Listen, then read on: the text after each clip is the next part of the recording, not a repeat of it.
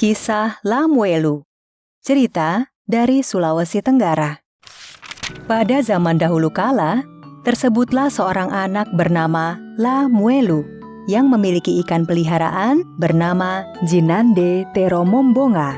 Kisah tentang seorang anak dan ikan peliharaannya itu merupakan bagian dari cerita rakyat yang berasal dari Provinsi Sulawesi Tenggara.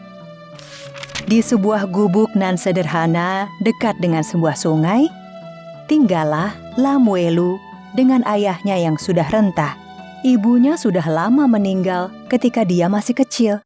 Karena ayahnya sudah tidak mampu lagi bekerja, maka Lamuelu lah yang mencari nafkah untuk mereka berdua. Setiap hari, Lamuelu memancing ikan di sungai. Lamuelu menjual sebagian dari ikan tangkapannya di pasar.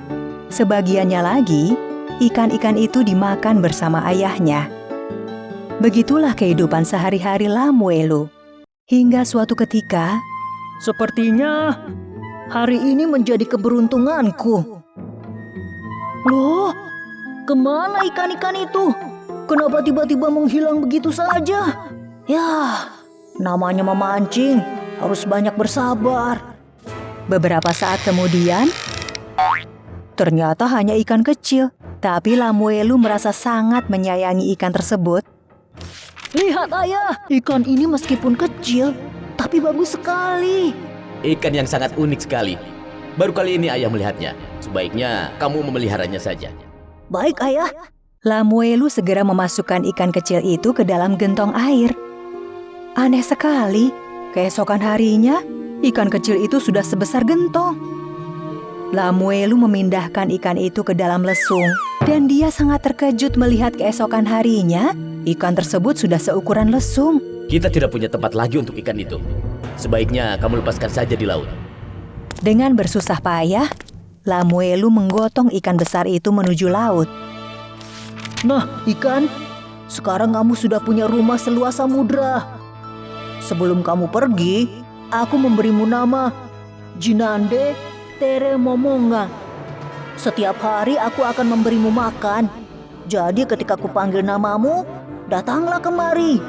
Dengan riang gembira, ikan yang telah diberi nama Jinande Teromombonga itu berenang ke dalam laut nan dalam. Begitulah, setiap hari Lamuelu memberi makan ikan itu. Setiap kali Lamuelu memanggil namanya, ikan itu akan segera datang ke pantai. Hingga suatu hari, 3 pemuda kampung mengintip apa yang dilakukan oleh Lamuelu. Ikan itu besar sekali. Kalau kita tangkap, dagingnya sangat cukup untuk kita bertiga. Benar sekali, tapi bagaimana cara menangkapnya? Apa kamu tidak mendengar kalau Lamuelu memanggil ikan itu dengan nama Jinande Teromombonga? Setelah Lamuelu pergi, ketiga pemuda itu segera menuju ke pantai. Salah satu dari mereka memanggil ikan itu. Tak lama kemudian, datanglah ikan itu ke pantai. Namun si ikan segera pergi setelah melihat yang memanggilnya bukan Lamuelu. Ikan itu hanya mau mendekat kalau Lamuelu yang memanggilnya. Begini saja, kamu panggil dia sekali lagi. Aku dan dia akan menunggunya sambil menyiapkan tombak panjang. Pemuda tersebut kembali memanggil ikan Jinande Teromombonga. Si ikan datang ke pantai karena mengira Lamuelu yang memanggilnya. Si ikan pun hendak pergi setelah mengetahui bukan Lamuelu yang memanggilnya. Tapi terlambat. 2 pemuda lainnya yang telah bersiap segera menombaknya hingga mati. Keesokan harinya, Lamuelu datang ke pantai dan memanggil ikan kesayangannya.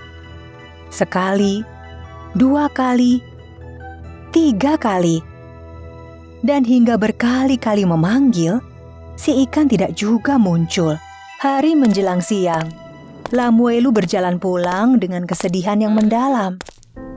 Tiba-tiba saja,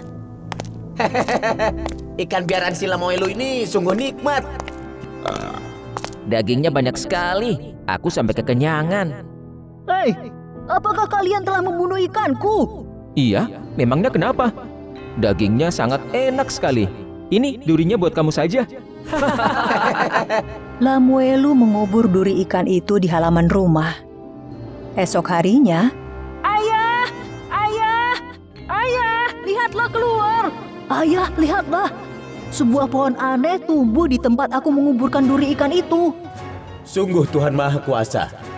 Ayah, apa yang berwarna kemilauan di pohon itu? Nah, lihatlah. Pohon itu ternyata berbuah emas permata. Kehidupan Lamuelu dan ayahnya yang sebelumnya serba kekurangan, kini sudah berubah. Pohon yang berbuah emas permata itu menjadikan Lamuelu dan ayahnya paling kaya di kampung itu. Namun kekayaan tidak membuat Lamuelu dan ayahnya berubah sifatnya. Mereka tetap rendah hati dan suka membantu sesama, termasuk kepada 3 pemuda yang telah membunuh ikannya.